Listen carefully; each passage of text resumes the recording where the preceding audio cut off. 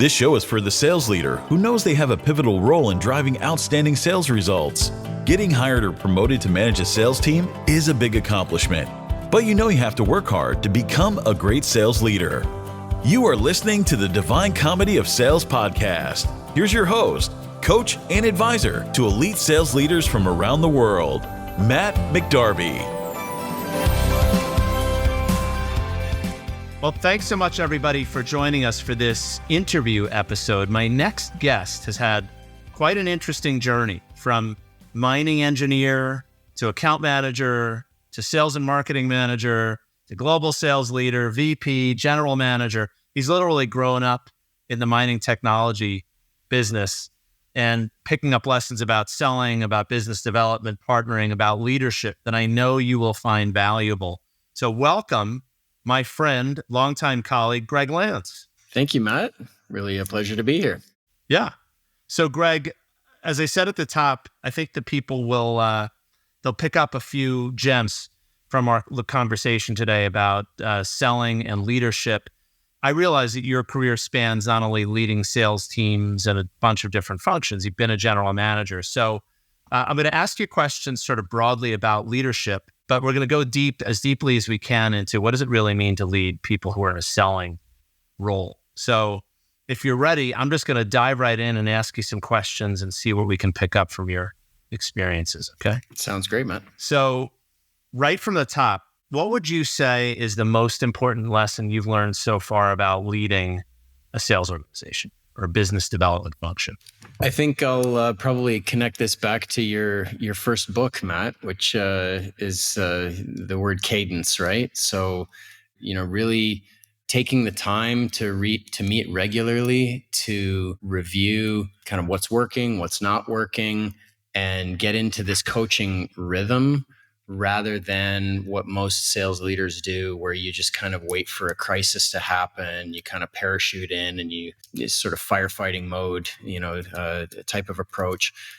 I think that regular recurring cadence again is really the root of coaching, and is really the root of what gets people to think differently, to behave differently. And I think that's probably I wouldn't say that it's only applicable to leading salespeople. That really applies to any leadership role. And it's really about taking the time to sit down and listen and learn. And it's not really about solving a specific problem at a specific time. It's more about kind of training new behaviors. Mm-hmm. Okay. And thanks for the plug, by the way, right off the top. I knew you'd like that. You used the word cadence. I think we've also used the word rhythm, sort of interchangeably, operating rhythm, cadence.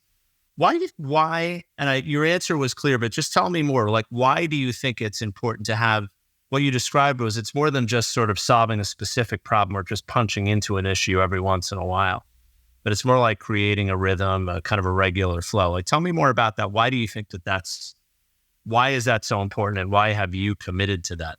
Yeah, I think part of it is the root of communication is you have to repeat the same message often multiple times before it really sticks, right? And that's kind of the same thing with behaviors, is you need people to think through a problem and kind of learn to approach it a different way. And that's not something that you can just solve, at a specific point in time. It's something where you need to apply multiple situations where that person that you're coaching can start to think differently. And really the area that I applied it with you that was so critical was when we were trying to apply spin selling into our organization. And we really struggled with we didn't struggle with getting people to understand the purpose of value-based selling and kind of the psychology of why buyers buy the way that they buy.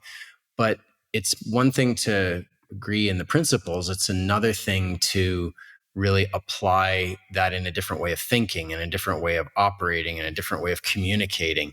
And really the only way to approach that is repetition and practice, and helping people draw their own conclusions rather than you just instructing them in what to do is kind of the core principle, right? So I think that's Yeah, it's basically behavioral change, right? Is really what the root of coaching is, and it's not something that you can just tell somebody what to do. It's something you need to get them to think and learn what works better, and by applying that in a way that's more effective, that will cement that behavior as the right thing to do. Yeah.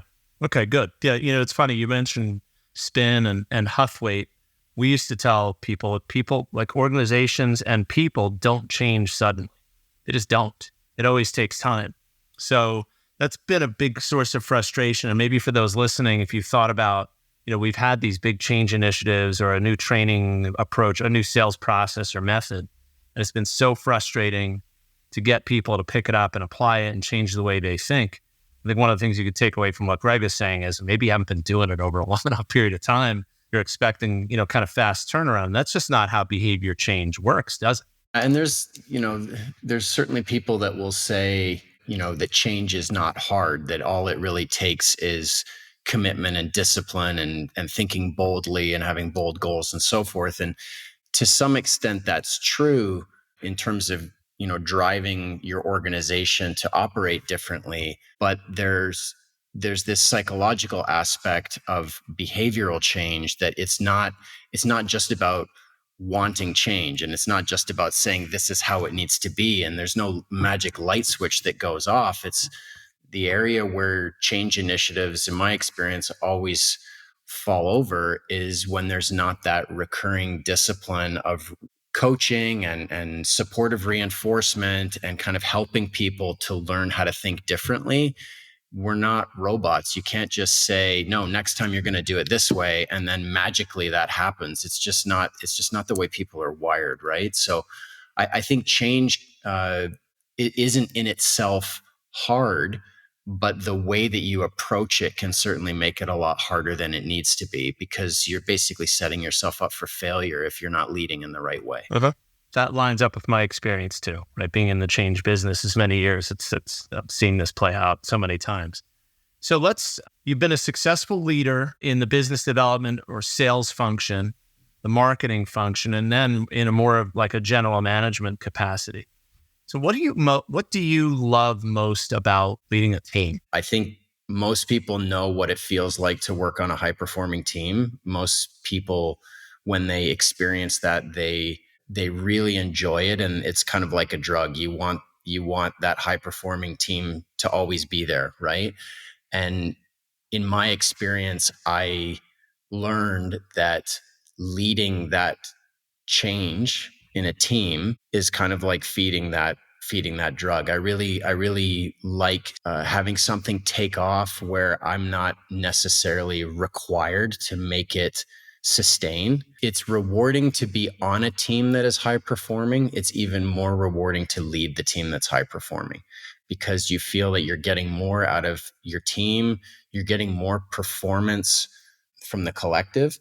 And the truth is ultimately that makes the leader look good, because you get better performance. Everybody looks to your team and says, wow, your team's working really, really well, right? And I feel like it's one of those everybody wins situations, right? The people on the team perform better, the leader performs better, the organization performs better. So to me, that's a lot more, it's more than just helping people, right? It's about performance. And then the other thing is, I think any leader gets to a period in their career where they're trying to delegate more. They're trying to, get stuff off of their plate so that they can do other things themselves, right? So that they can grow or be promoted or what have you. And the only way you can effectively delegate is if you have a team that can do the job without you. And if you're constantly the crutch for them to get things done, then that's not helping you to succeed either, right? So, I find once you reach that point of a high performing team, the leader's stress goes down. You feel that you can, focus on new initiatives. You're not just bogged down in the grind type of thing.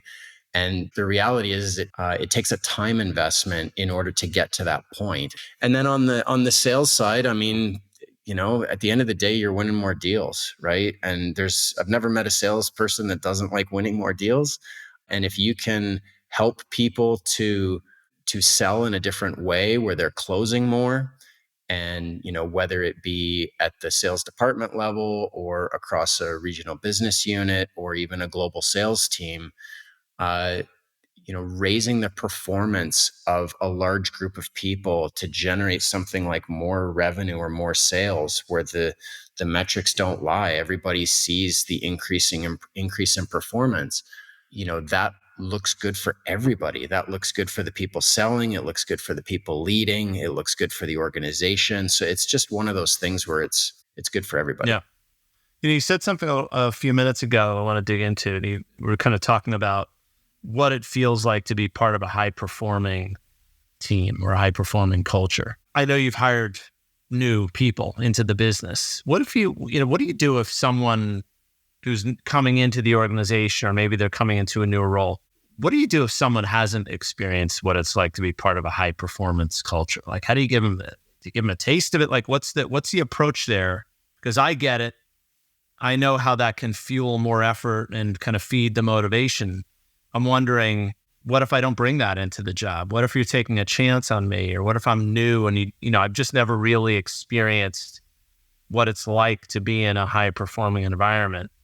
What would you do about that? Yeah, I don't know if I could put my finger on it. I think, you're getting into that area of culture, right? And whether it's the culture of the team or the culture of the entire organization, it doesn't really matter. It's still a culture at some different scale. And when someone comes into a team that is performing well, the attitude of everybody that's on that team is different. The way that they talk about each other is different. I'm sure the way they talk about their leader is different. And you respect the opinions of your peers, right? So, I don't know whether as a leader bringing someone in, I would take the approach of, showing them what the success of their peers is. I would let their peers show them, right? Because I think that's much more powerful and it's much more inspiring for that employee. Now, obviously, as if you have your recurring cadence with that new employee and you're helping them to draw conclusions and learn what works and what doesn't work, and as a leader you're going to expose them to good behaviors and get some, whether it be wins on the board or some kind of positive reinforcement that causes them to sort of mesh into the culture, right? But I wouldn't be so direct to say, yeah, well, hey, we're a high performing team and here's why. Like, because that to me is not inspiring, right? To me, it's all in the culture. It's in the attitude. It's in the way that people talk and behave amongst each other. And you can see it when you're in a room with another team that is high performing. You can see by the way they interact and by the way they support each other, right? And yeah, I can't think of how I would do something specific to call someone's attention to that. I think I would just let it organically happen, right? Yeah, but I'm thinking about the teams you've led, and I think the reason you haven't had to be so sort of direct or prescriptive about it with new joiners is that the people on your team knew what was expected of them in the first place, right? That the expectations for how the job is to be done, I think are pretty clear, and it's because of that you've got an environment where you can trust that the behavior that those current team members demonstrate to that new joiner, right? That it's going to encourage the right kind of behavior versus the wrong kind of behavior, right? So that's kind of the role of leader in that situation. Like, let's just make sure that what do we want them to reflect? What do we want these new people to see, right? When they're having those conversations, not with me, the leader, but when they're exposed to the others on the team. Okay. Driving great sales results is hard. Doing it consistently is even harder. There are so many obstacles that can prevent you from becoming the most effective sales leader you can be. Find practical advice you can apply right away by picking up your copy of Matt's book, The Divine Comedy of Sales, at www.divinecomedyofsales.com. Right, you were talking about kind of bringing in a new person a little while ago, and kind of the chance that you take, the bet that you make by investing in their development early versus sort of doing for them. That it's really the better path is to invest in development, knowing that they're building some of their own capability. That's gonna pay off for you as a leader at some point. But what have you found to be the most challenging part of leading and developing people? Yeah, I guess there's two perspectives for me. One, which is on the leader, is time, right? Like, it's most people are in crisis mode for a large part of their job until they figure out how to break the chain, right? And once you get caught in that death spiral, it's very tempting or easy to say, yeah, I don't have time to sit down and actually explain and coach and try to build that culture, right? But the problem is that you're going after short-term time savings, but you're sacrificing some pretty significant long-term time savings in doing so. So there's that is kind of seeing the forest for the trees, right? I need to do this because if I'm disciplined, then in the long run it will pay off, and I can say that is absolutely true. And this concept of one-on-one coaching sessions, that they're sacred, right? That basically you have a time frame that's allotted for an individual, and you don't break that. That's a commitment to that person. It's a commitment to your long-term strategy. And even, barring like a safety incident or something that's like truly, got to drop everything, or you're sick or something. But if there's a quote unquote work crisis, accepting that it can wait. It can wait an hour because I have a scheduled meeting with that individual, right? So the commitment to time. Isn't that? Yeah. Yeah. Sorry to interrupt. That's part of? Doesn't that go back to what you were talking about at the very top about a cadence or kind of a rhythm to? Right? So you said a couple of things there. One was like, know what my priorities are. It's developing people. And I have to keep those moments as sacred. I can't sort of move them around or cancel, right? But you said earlier, one of the very first things you said that you learned was you got to have a sort of a cadence about how you do the work, right? So am I right in putting those two things together? It's the know what your priorities are, it's development, make sure that you've got a cadence or a rhythm in which that's happening. Does that sort of work to overcome the time challenge that you're describing? Yeah, although if your listeners are probably saying, well, gee, that sounds like a lot of time, and it is a lot of time. If you're meeting with say you have a team of 5 people and you're meeting with each of them for 30 to 45 minutes minimum per week in a one-on-one session, that's a lot of time. Sure. And it may be tempting to say, I can spend that time on other things, but I can tell you that if you invest that time, say over a 3 to 6 month period, the return that team will give you on that investment is an order of magnitude more in terms of their performance, the things that they'll be able to do without you in the room, right? So if their loyalty, all of that, the fact that you're making time for somebody, they really, really value that investment in their own personal growth, right? So yeah, there's a recurring aspect to it, and that it needs to happen, certainly at least bi-weekly, but preferably weekly, again, depending on the type of behavioral change that you're trying to drive. But then once that recurring rhythm is established, you don't move it, or you make sure that you ask yourself, should I really be moving this? Like, what are the trade-offs of me moving this? And you have to resist the temptation of saying, oh, my boss is yelling for XYZ. I need to bump these meetings with my team. Yes, there will be cases where an emergency happens, but if you get if you start looking at yourself and you realize, well, every other meeting I'm rescheduling or moving, that's a problem. And it shows that you're not changing your rhythm for your team. And, I can tell you, there was a case, a few years ago where I had a weekly, I was setting up weekly rhythms with a manager, and, he came to me and said, yeah, there's this crisis going on. I need to move our meeting, or, would you like to reallocate our time so that we can solve this particular problem? And I'd respond back to him. I said, no, this is our time. We need to do it. The other stuff can wait. You only have to do that once or twice for that employee to sit back and go, holy crap, my manager really cares about investing in me, right? and that the signal that you send that matters to you, you also create a really valuable precedent that manager then applies to their direct reports as you grow into a multi-level organization. If you're at the top and you show that discipline and you show that commitment to your business leaders that report to you, they will take all those good behaviors that they value and appreciate, and then they will apply it down the line, right? And so it's, again, sort of leading by example and feeding that culture change, which is really what you're trying to accomplish. Is you want this development culture. You want everybody to care about developing each other, and you want the way that people interact to be more supportive and more about coaching and drawing the right conclusions, rather than everybody's just crisis, yelling, barking orders at each other and just expecting it to get done, right?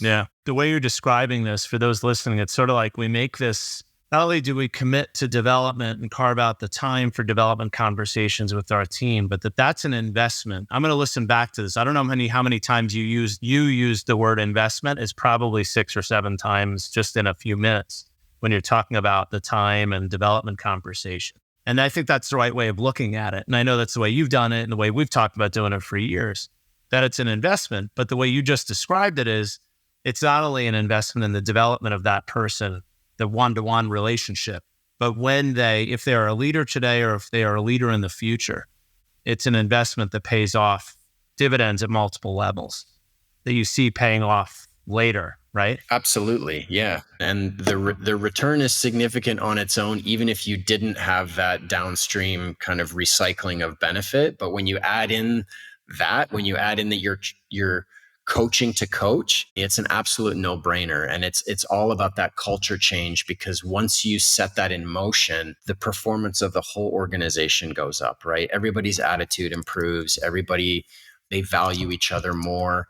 Yeah. So for me, as a leader, that's what I always focus on, is not about immediate problem. It's more about how do you create sustainable change so that organization can perform better, right? Mm-hmm. And I feel like coaching is a key attitude that everybody needs to have. Yeah. Not just an event, but an attitude. Love it. All right, Greg, we've only got another minute or two here. Believe it or not, time flies when you're talking about things you love, right? So I'm going to ask you a purposely big, open-ended question I like to ask people. It's one that I've gone to. I go to the well often with this one. What else, Greg? What else? What else do you think we need to know about leading others, about selling, about anything we haven't talked about today that you think someone who's currently leading today or who aspires to lead sellers tomorrow, like what else do they really need to know before we close? Yeah, I mean, this one might be a little bit negative, but I think it's important for people to realize is that coaching doesn't always work. And it's very tempting as the coach to see that as some kind of personal failure, or, that you couldn't unlock the potential that you saw in an employee that reported to you. And certainly there's some balance there, right? You need to invest your own time, and you need to try different approaches, and you need to be patient, because coaching is rooted in patience. But eventually you will come to the conclusion that somebody that you deal with is resistant to what needs to change, or they say all the right things, but they don't actually put it into practice. And you do have to prepare yourself for that. I can tell you, it doesn't feel good when that happens. It feels like a personal failure on the part of the leader. But at the end of the day, you have to realize that, there's only so much time that you can invest in somebody. They have to put in the effort too. So having that sort of direct conversation with yourself about, is it time for me to spend my effort on someone else? Do I need to either remove this person from my team, or do I need to, leave them in their role, but accept that that's the most I'm ever going to get out of them, right? And that's just reality. And I can't stress enough that you don't want to rush to a conclusion like that.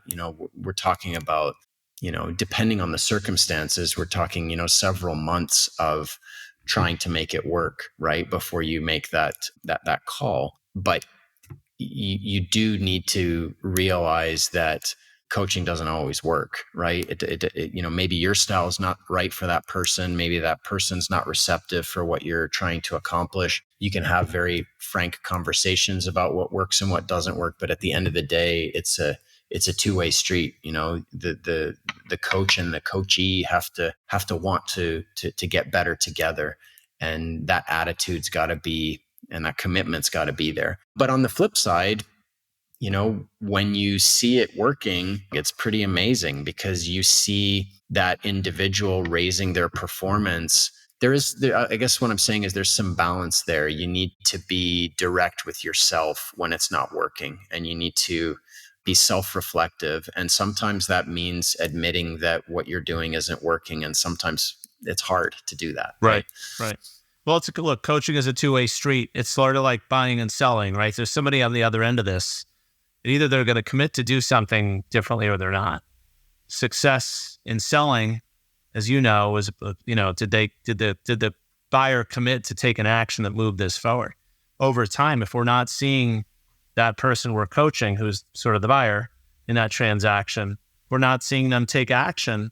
It's sort of like calling that customer who, just beating your head against the wall, right? They just never act. But I hear and respect what you said. Like, you've got to, I think, know that you put in the effort to try to develop, know that you've given it the time, and then and only then can you reasonably come to that point where you're like, wow, I really don't know if this person can be successful in this role or even has the potential to stretch beyond where they are right now. And it is a tough lesson. It's kind of it's bitter, but the more you do it, the more important you realize it is that you be able to make that call and protect your time. Agreed. Yeah. And I mean, I think where it's most difficult is when you're trying to coach people to coach, because in my experience, it's a lot easier to be coached than it is to coach. And a lot of times people that are being coached, they know they're being coached, and they respond positively and they say, this is great, this is working really well for me. And you get a lot of positive reinforcement. And then when you ask that mid-level sales leader to then go and apply the same principles to someone else, they've got to learn the patience and the cadence and all the skills that you learned. And you can help them with that through coaching. But at the end of the day, they've got to put it into practice, and they've got to be committed to doing it. And they've got to embrace the philosophy. Yeah, this role is not for everybody, right? It's we've seen a lot of people try and struggle. Well, look, Greg, we're at time. This has been great. I really appreciate you offering some of the lessons you've learned over the years leading. And what I'm going to do now when I let you go is I'm going to summarize a few of the key points, share them with the listeners, and then challenge them to think about how this can be applied, some of the things you've shared with us, how they can apply them to their world immediately. So thanks so much for joining us. It's been great to have the conversation today. You're very welcome, Matt. Thanks. Always pleasure talking to you. Now, I want to thank Greg Lanz for joining us. Greg and I have worked together over the course of many years. He's a friend now after working together nearly a decade. And he said a few things today. It's interesting when you work closely with someone over the years, you think you know how they look at things. And then you have a conversation like I did with Greg today. I'm like, oh, wow, okay, that was really interesting. I didn't know he was looking at the situation quite that way. So Greg said a few things that I think are really interesting. And if you put two or three of them together, I think they illustrate what is like the central challenge for people in sales leadership roles. So what did he say? One of the things he said was, time is the greatest challenge. I hear that a lot. I don't have enough time to do important things well is a kind of a version of a complaint I hear from many sales leaders. I've heard that over the years. Something else he said, though, that I'll connect, thinking differently takes time. So you connect that up with something that he said early in the conversation, which was about a key lesson he's learned about leading. He said, creating a cadence is one of the most important things we can do as leaders. So let's put those three things together. Creating a cadence is one of the most important things. Why is that? Well, we have to make sure that we're getting to paying attention to and devoting time to the most important things. And we have to do that in a predictable sort of a way. We have to have a cadence or an operating rhythm that makes sure that we're covering important things regularly. What are some of the challenges that get in the way of that? Well, one, time. There's never enough of it. Time is the greatest challenge. It's our greatest asset. It's not our greatest enemy, but we have to think about having important conversations. And here's the connection with thinking differently takes time. We also have to reserve time for ourselves and for our teams to take some time to think differently. That might come in the form of planning. That might come in the form of brainstorming, whatever form it takes. So I think one of the really big takeaways from the conversation today with Greg is we know that time is a huge challenge, right? It's a super important asset. If we waste it, it never comes back. We also know that we've got to sort of wrangle time and create an operating rhythm or a cadence for our team or our whole organization or for ourselves that makes sure we spend time focused on important things. But we have to remember that one of those important things is thinking differently and helping other people think differently and helping other people make time to think differently. So I think that's a huge takeaway. So for those of you listening to today's episode, keep in mind the key message from Greg, that we've got to take action to make sure that we're reserving time to do the really important things well.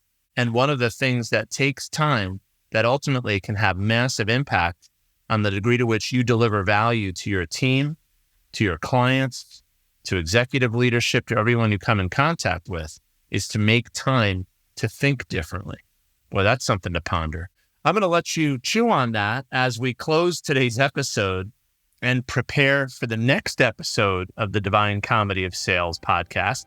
I'm going to have another great guest, another great interview, and I really would love for you to join me for that next conversation.